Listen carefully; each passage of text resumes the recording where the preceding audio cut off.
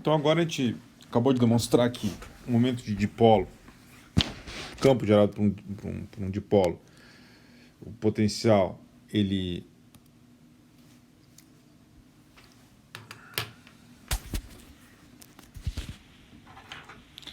é dado por essa expressão aqui, né?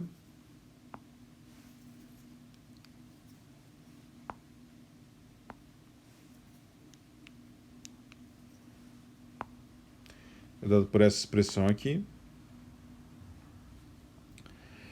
E o campo elétrico gerado por isso, que eu vou deixar como exercício para vocês fazerem, é dado por essa expressão aqui. Você simplesmente tem que nesse caso, vocês vão ter que calcular, vão ter que lembrar que E é igual a menos o gradiente de V.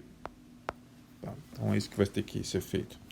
Eu vou deixar isso como exercício, porque vocês vão ter que escrever o gradiente na forma em termos de coordenadas cartesianas, não, polares, né?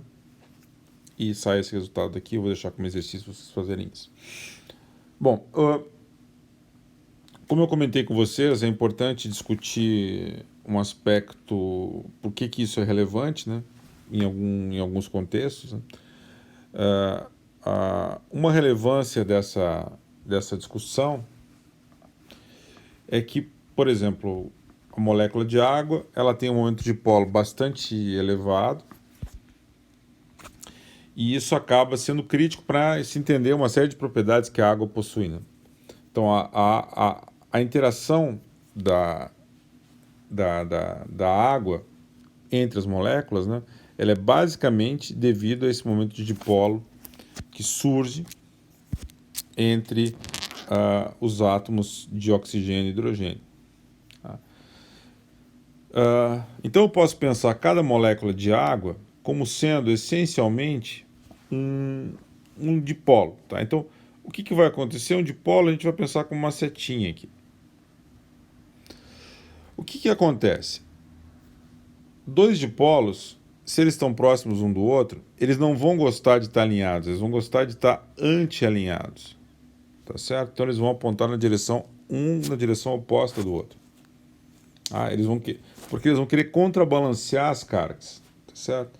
Então se eu tenho uma carga positiva, uma carga negativa e negativa aqui na molécula de água, algo assim mais ou menos, o que vai acabar acontecendo? Deixa eu ver meu desenho aqui.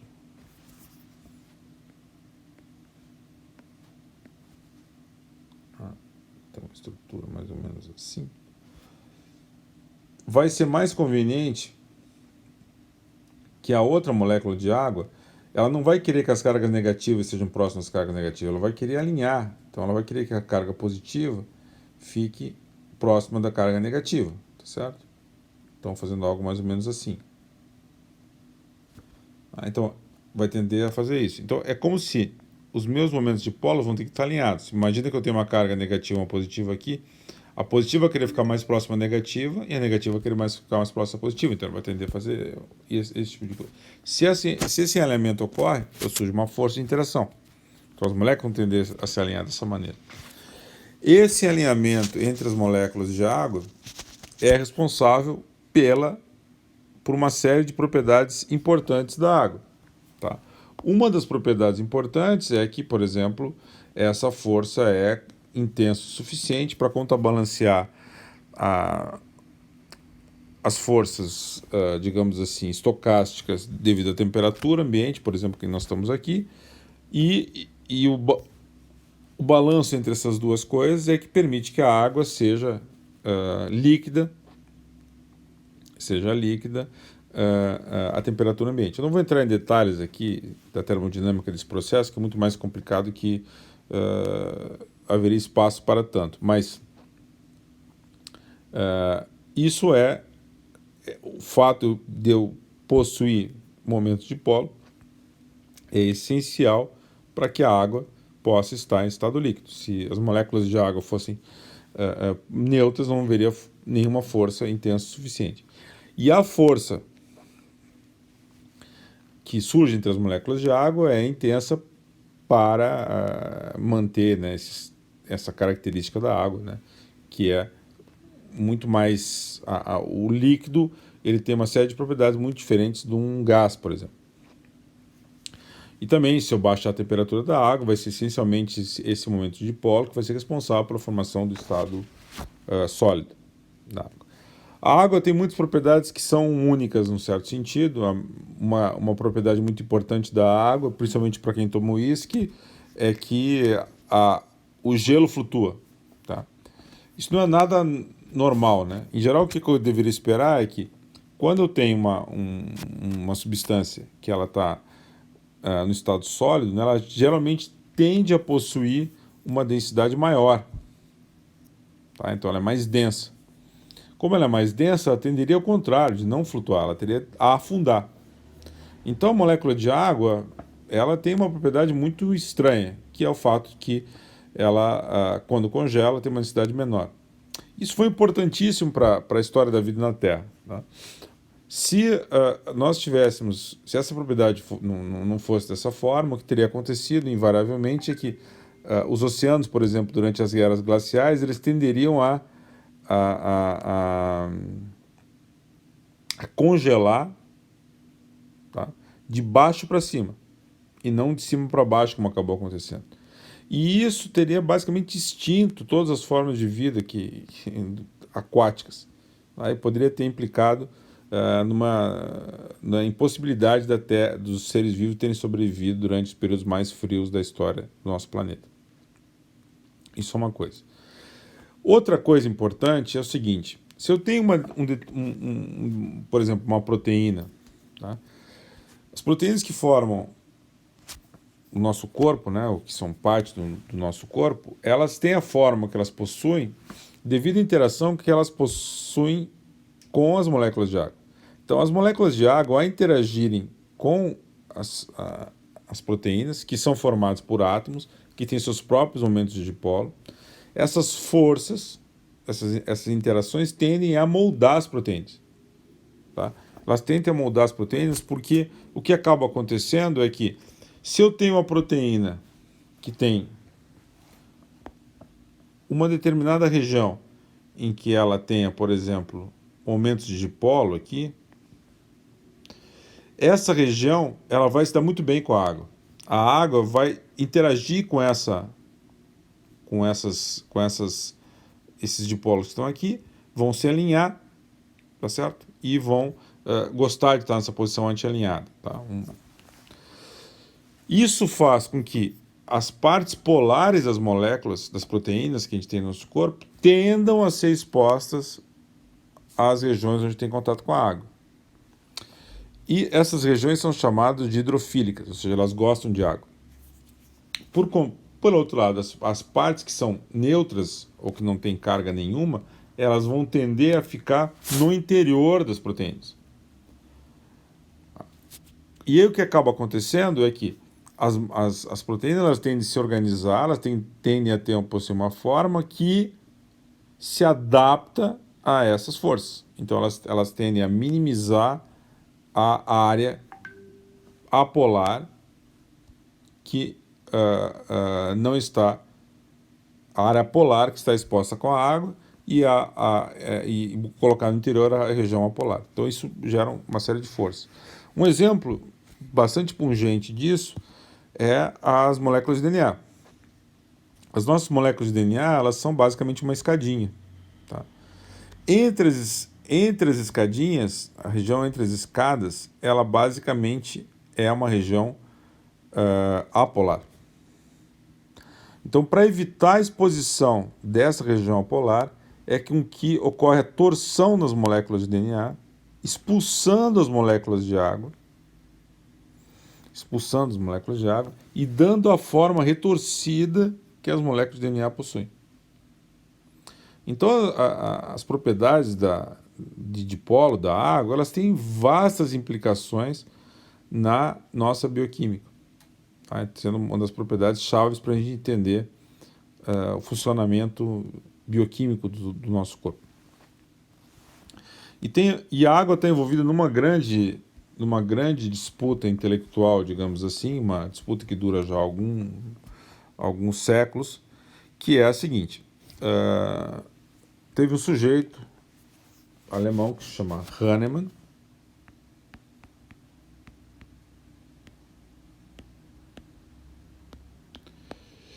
Esse sujeito, ele era um médico que viveu no século XVIII e ele se revoltou bastante com algumas das práticas da época dele.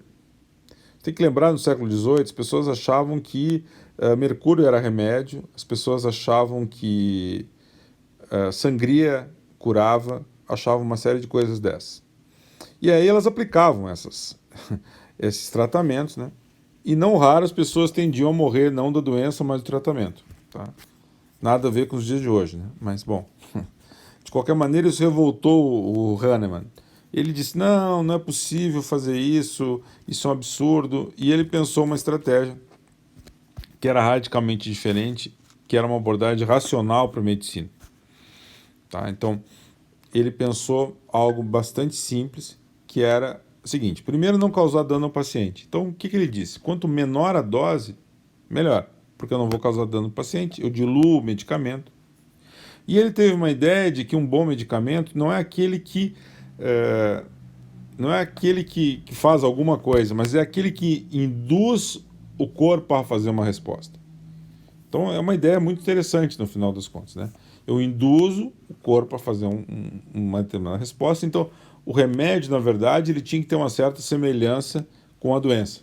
Então remédios que eram mais próximos da doença, eles deveriam tender a gerar uma reação. Só que essa reação tinha que ser mínima. Tá? Então esse era o ponto dele. Então o que ele propôs? Ele propôs pegar alguns compostos ativos, como mercúrio e outros que eram usados na época, e diluir ele vastamente. Então, o que ele faz? Ele pega, sei lá, mercúrio e mistura uma parte de mercúrio em 9 partes de água. Tá certo? E vai repetindo esse processo várias e várias vezes. Tá? Então, e a cada vez ele vai reduzindo mais. Tá? Então ele chega a fazer 100 vezes essa mistura com os compostos que ele utiliza.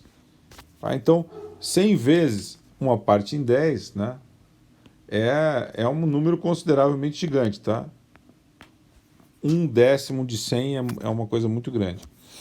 E aí o que acontece é que eu tenho soluções que, digamos, são ultra diluídas. Tá? Elas são tão diluídas, que em muitos casos a gente sabe que o Hahnemann não sabia que o número de Avogadro, que é o número essencialmente de átomos que um composto, que um mol de uma substância possui, isso é da ordem de 10 a 23. As diluições são tão extremas, tá certo? Que em alguns casos eu não tenho a possibilidade, se eu pegar água pura, fizer a mistura com água pura, eu não tenho a probabilidade nula de ter um único átomo do meu composto original presente. E aí as pessoas explicam isso em termos de o efeito biológico que isso poderia possuir, em termos de uma memória da água. A água teria memória. Ela guardaria informação sobre os compostos que passaram nela, que ficariam armazenados na estrutura da água através da configuração dessa rede de interação entre os momentos de polo. Então isso foi uma ideia que foi discutida até hoje, século XXI, no final do século XX foi discutido com alguma ênfase. Mas assim, o tempo de duração dessas coisas é muito pequeno. Tá? É da ordem de 10 a menos 9 segundos. Então são coisas muito rápidas, que não tem tempo suficiente para, por exemplo, um produto que está na prateleira funcionar. Ou seja, na verdade, a ideia do Hahnemann é muito boa, né? Ela deu origem a algumas práticas médicas louváveis no dia de hoje, mas, por outro lado, deu origem a uma pseudociência chamada homeopatia.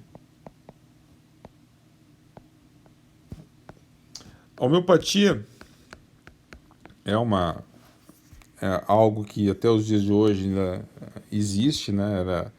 Ela é recomendada pela Organização Mundial da Saúde, ela entra e sai de moda. Até recentemente é possível fazer tratamento homeopático no Reino Unido, depois foi proibido, depois isso volta. Porque o que acaba acontecendo é que a homeopatia tem um efeito positivo no final das contas. Tá?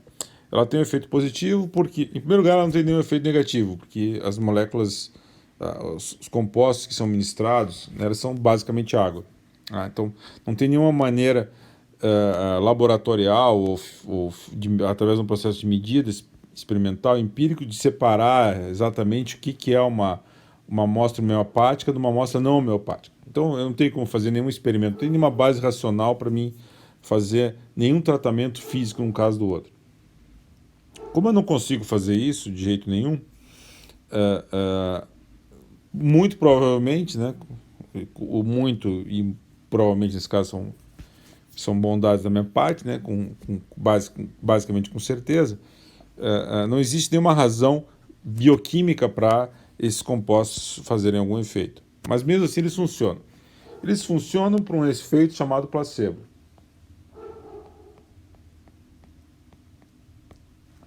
Que é um efeito crítico quando a gente vai estudar qualquer coisa envolvendo medicina. Porque a gente tem uma tendência natural a querer que o remédio funcione por uma questão intrinsecamente biológica nossa. Os seres humanos, a maior parte deles, não se sente confortável com o sofrimento alheio. Então eles gostariam de minimizar aquele sofrimento. E a pessoa que está sofrendo, ela também não gosta de sofrer sem ter esperança de que ela vai ficar curada. Então o que acaba acontecendo é que essas duas coisas se juntam e quem está receitando ou quem está aplicando o tratamento e quem está recebendo se sentem satisfeitos ou gostam dessa interação e isso acaba tendo uma série de vantagens. Tá? Uma boa parte existem muitas relações entre o sistema imune nosso e os nossos estados mentais subjetivos. Então, assim, otimismo, felicidade, sei lá o que, acabam tendo impactos bioquímicos. E, no final das contas, o otimismo, a felicidade e a infelicidade são estados que têm uma percepção subjetiva nossa, mas que têm uma realidade objetiva. Ou seja, e elas correspondem a uma série de situações que envolvem tanto a parte química do cérebro como a parte elétrica do cérebro. Então, essas duas coisas interagem com impacto. E esse impacto é mensurável.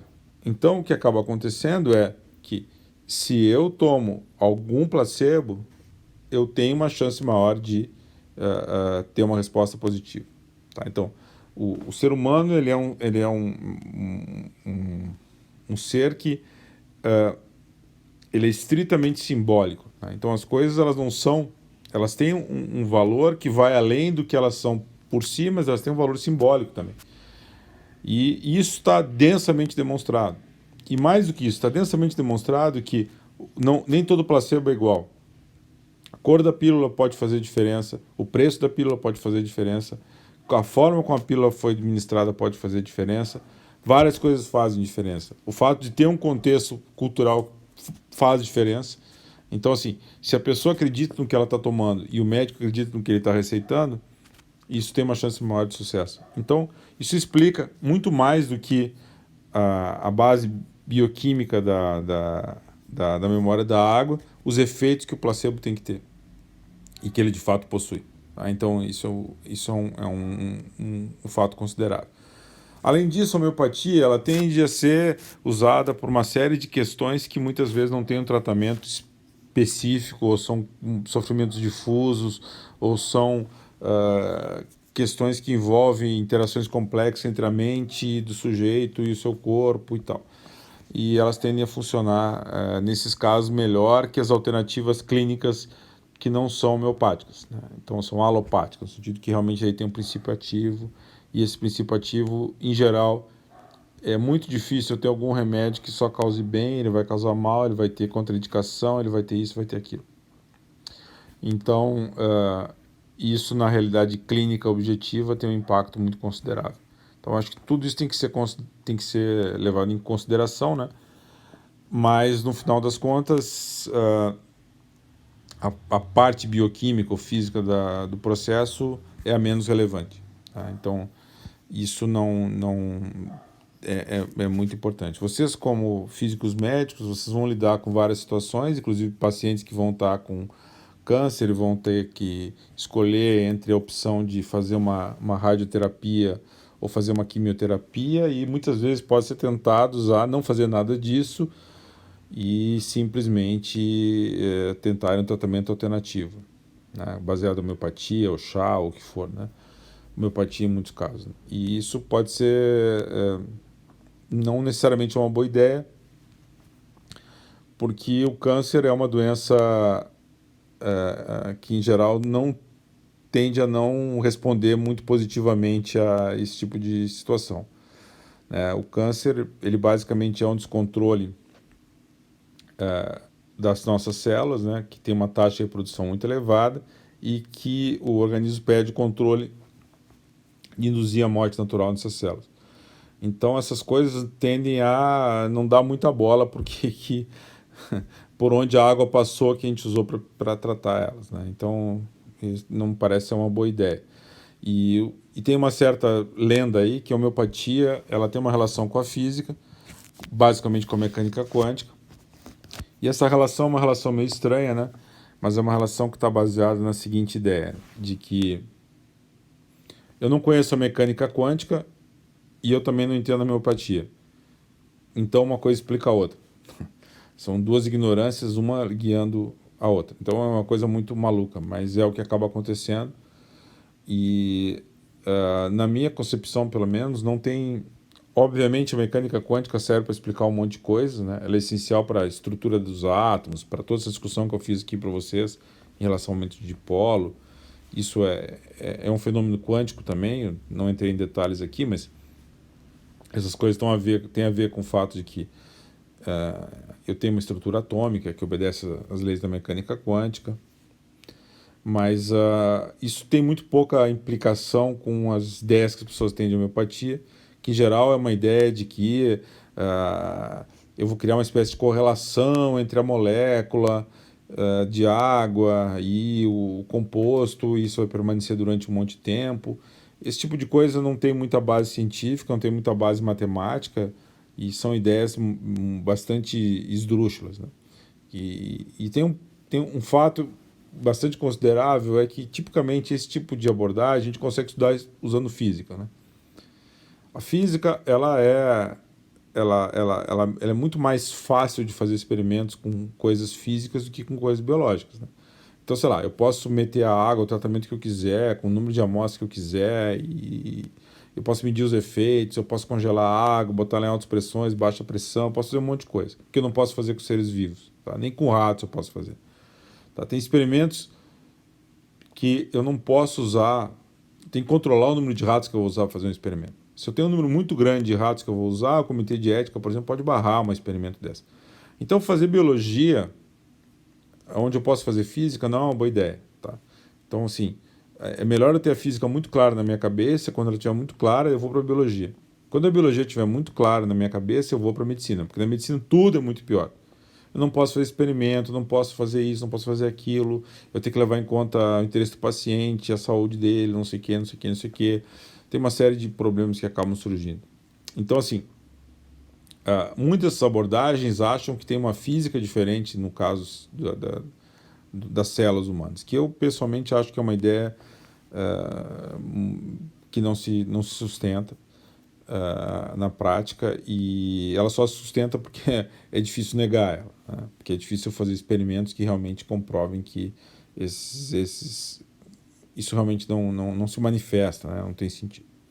Bom, com isso eu espero ter mostrado para vocês que o momento de dipolo da água tem uma série de discussões relevantes aqui que acabam surgindo. Tem uma outra coisa que eu queria comentar antes de encerrar essa sessão, que é o fato de que eu estou fazendo uma abordagem aqui muito simplista para o problema.